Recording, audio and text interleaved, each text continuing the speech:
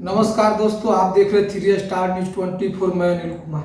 मैं अभी पटना में हूं और पटना में बिहार प्रदेश के जीविका कैडर संघ के अध्यक्ष जी मेरे साथ में हैं, तो इन्हीं से जानने की कोशिश करेंगे कि सर जीविका कैडर सर 3 स्टार न्यूज में आपका स्वागत है। प्रोग्राम हम लोग कहते हैं इसको जी। और इससे लगभग आज बिहार में 1.5 लाख कैडरों के साथ साथ लगभग 1.5 करोड़ जीविका दीदियाँ जुड़ी हुई है। जी। बिहार की एक बड़ी आबादी जुड़ी है और 1.5 करोड़ जीविका दीदियाँ अगर जुड़ी है तो ये मान के चलते हैं कि 1.5 करोड़ घर जुड़ा हुआ है जीविका से। एक बड़ी आबादी को कवरेज करता है, लेकिन उसकी कुछ समस्याएं हैं जिसको लेकर हम लोग पिछले 9 सितंबर से आंदोलन पर हैं कि भाई इतनी बड़ी संख्या है, इसको सरकार अनदेखा कैसे कर रही है। उन सारे मुद्दों को लेकर पिछले लगातार 2 महीने से हम लोग हड़ताल पर हैं ताकि उनकी समस्याएं दूर हो सके। इसी क्रम में हम लोगों ने पूरे बिहार में कई सांसद, कई माननीय मंत्री, कई विधायक हैं जिसके माध्यम से भी हम लोग मुख्यमंत्री तक अपनी मांगों को लेकर पहुंचे हैं, लेकिन पता नहीं मुख्यमंत्री को क्या हो गया है। कहने को तो कहते हैं कि जीविका मेरा दुलरुआ प्रोजेक्ट है। बड़ा हम खुशी मिलती है कि जीविका अच्छा काम करेगी, लेकिन जो काम करने वाले लोग हैं उसे वाजिब काम का वाजिब दाम नहीं मिल रहा। मुझे नहीं लगता कि ये मुख्यमंत्री की जो बातें हैं कहीं से सही है। अगर अच्छा काम तब माना जाता है कि जब जो काम करने वाले लोग हैं उसको वाजिब काम का वाजिब दाम मिलता, लेकिन वो भी चीज़ें नहीं हो रही है। इन सारे मुद्दों को लेकर हमारा 10 सूत्री मांग है, उसको लेकर पिछले 2 सितंबर को एक पत्र जारी हुआ था जिसके विरोध में 9 सितंबर से लगातार हम लोग अभी हड़ताल पर हैं। पूरे बिहार का कामकाज ठप है और ये हड़ताल लगभग 2 महीने पूरे हो चुके हैं। बिहार के लिए एक ऐतिहासिक है कि इतना लंबा समय तक गरीब गुरुओं और दलितों पिछड़ों ने इस आंदोलन को चलाया है, इस हड़ताल को सफल बनाया है। तो सर ये 2 महीने से लगातार जीविका दीदी हड़ताल पर चल रहे हैं और सरकार भी इस बात से क्यों कर रहे हैं? देखिए सरकार अब क्या है ना, सरकार तानाशाही होता है। आगे चुनाव भी आने वाला है। देखिए अभी जो आम जनमानस में एक बड़ा बात गूंजता है वो है क्या कि बिहार में ब्यूरोक्रेसी चरम पर है। नौकरशाह जो हैं वो चरम पर है, उनकी चलती है, मुख्यमंत्री उन्हीं से घिरे हुए हैं।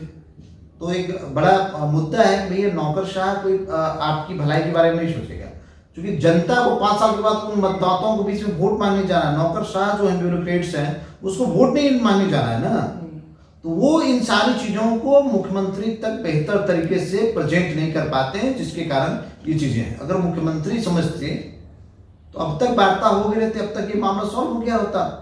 लेकिन कहीं ना कहीं ब्यूरोक्रेट्स हैं या डायरेक्ट हम कह सकते हैं कि जो जीविका प्रबंधन है, जीविका प्रबंधन के राज्य कार्यालय में बैठे हुए ऐसे तानाशाह हैं जो इन मुद्दों को मुख्यमंत्री तक बेहतर तरीके से प्रेजेंट नहीं करते हैं और प्रेजेंट करने के अलावा मतलब गलत आंकड़े देते हैं, गलत डाटा दे के मुख्यमंत्री को दिखाते हैं नहीं बहुत कुछ ठीक है।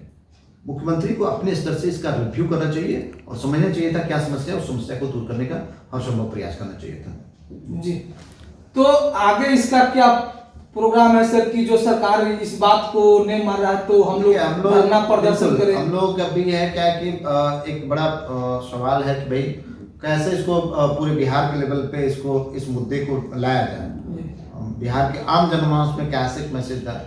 तो बिहार विधानसभा का जो सत्र है वो 25 से 29 है नवंबर को है, तो उस समय पूरे बिहार की आम जनमानस का नजर रहता है विधानसभा सत्र पर, क्योंकि वहाँ पे बिहार के तमाम मुद्दे को लेकर चर्चा होती है, जो समस्याएं होती है उस पर चर्चा होती है, पक्ष विपक्ष में उठापटक भी होता है।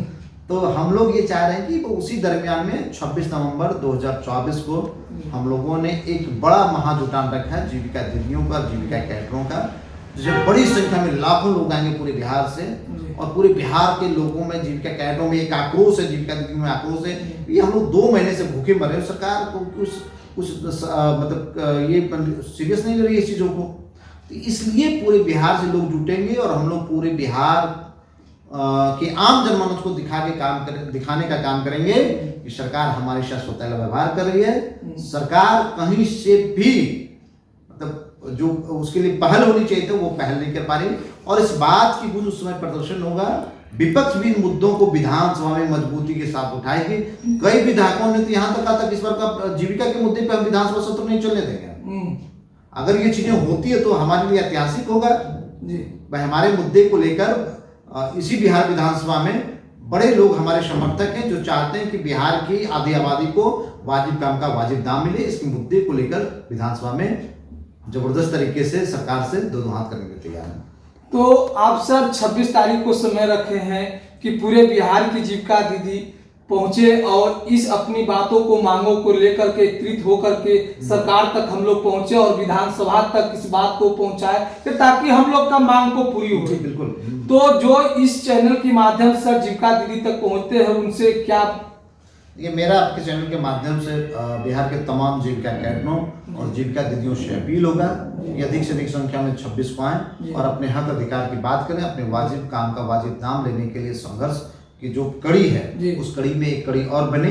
और मुझे लगता है कि आने वाला जो समय है हम लोगों के लिए स्वर्णिम रहेगा, क्योंकि हम लोग पूरी ताकत लगाए हुए हैं और इसका खासा असर विधानसभा उपचुनाव में भी देखने को मिलेगा, 2025 के चुनाव में मिलेगा। लेकिन मुझे लगता है इन सारी चीज़ों को देखते हुए सरकार हमारे मुद्दे पे पहल करेगी, अनिवार्य रूप से पहल करेगी। तो जो 26 तारीख का डेट रखा गया सर, और इसके बाद जो है हो सकता है सरकार बात माने न माने, तो उसके आगे फिर क्या होगा? देखिए ये तो पहले अभी कई चीजें होती है, हड़ताल हो रहा है, जिनका प्रदर्शन हो रहा है, ठीक है ना। उसके बाद भी अगला रणनीति क्या होगा ये हम लोग बैठ के आपस में तय करेंगे। लेकिन जब तक सरकार हमारी बात नहीं मानेगी हम लोग लौटने वाले नहीं हैं। इस बार आर पार की लड़ाई है, या तो आप हैं चाहे हम हैं। तो यार इस बार चुनाव का थी आंदोलन में यदि सरकार बात को इनकार करती है तो आगे के चुनाव में तो बिल्कुल होगी। जब सरकार हमारी बात नहीं मानेगी तो हम सरकार की क्यों मानेंगे भाई? आप हमारे कौन है? एक तो कहने को सिर्फ आप अभिभावक हैं, आप गार्जियन हैं, लेकिन गार्जियन की भांति आपका व्यवहार कहाँ है? आपकी महिलाएं, आपके बच्चे भूखे हैं, 2 महीने से उसे मानदेय नहीं मिल रहा है और उसको वाजिब काम का वाजिब दाम नहीं दे रहे हैं। भैया जब आप मेरे साथ सोता व्यवहार कर रहे हैं तो हम भी तो आपके साथ वही करेंगे ना। आप जब हमारे साथ छल कर रहे हैं हम भी तो आपके साथ वही करेंगे। तो सरकार तो सर कहती है कि नारी को हम सम्मान करते हैं, तो ये जीविका दीदी के लिए कैसे इन लोग बात नहीं इनकार कर रहे हैं? चीजें कागजों पे होती है जी, डाटाओं पर। फाइलों का रंग भले गुलाबी होता है लेकिन उसके अंदर के पन्ने जो होता है ब्लैक होते हैं, स्याही होते हैं। तो वही चीजें सरकार के साथ है। देखने को खुले मन से नीतीश कुमार जी, माननीय मुख्यमंत्री जी हमारे बड़ी घोषणाएं कर देते हैं, बड़ी अच्छी अच्छी बातें बोलते हैं, लेकिन धरातल पे वो नहीं है। जिस तरह से शराबबंदी को लोग देखते हैं ना, शराबबंदी है, बिहार में शराबबंद है, लेकिन ऐसा है नहीं। शराबबंदी उस भूत की तरह है जो दिखता है, कहीं भी मिलता सब जगह। वही चीजें इस बिहार के विकास की बातें हैं। मुख्यमंत्री जी अभी तक कम से कम बिहार में 10 बार यात्रा कर चुके हैं। कभी न्याय यात्रा, कभी अधिकार यात्रा, पता नहीं कितनी यात्राएं कर, विकास यात्रा, बहुत तरह की यात्राएं करती है। यात्राओं के दरमियान में सरकार चाहती है, नीतीश कुमार जी खुद चाहते हैं भाई जनता के बीच में जो संवाद है, जनता के बीच, जनता के से हमारा संवाद हो और जो समस्याएं जनता के वो हम तक पहुंचे। लेकिन ब्यूरोक्रेट्स से घिरे रहते हैं। ब्यूरोक्रेट्स वास्तविक जो समस्या से पीड़ित लोग हैं उनको उन तक पहुंचने ही नहीं देता। वो बना स्क्रिप्ट रहता है कि इतनी चीजों को इतना नीतीश कुमार तक पहुंचाना है, बस उतने ही पहुंचते हैं। तो सुन लिए कि जीविका दीदी के लिए सर तैयार है लड़ने के लिए। आगे 26 तारीख को भी डेट रखे हैं। तो जीविका दीदी तक इस वीडियो जहाँ पहुंच रहे हैं तो वहां से देख रहे हैं, तो उस तारीख को आने की क्षमता रखे, अपनी मांगों को पूरा रखे, आपकी मांग को पूरी की जाएगी। फिलहाल बने रहिए, नमस्कार।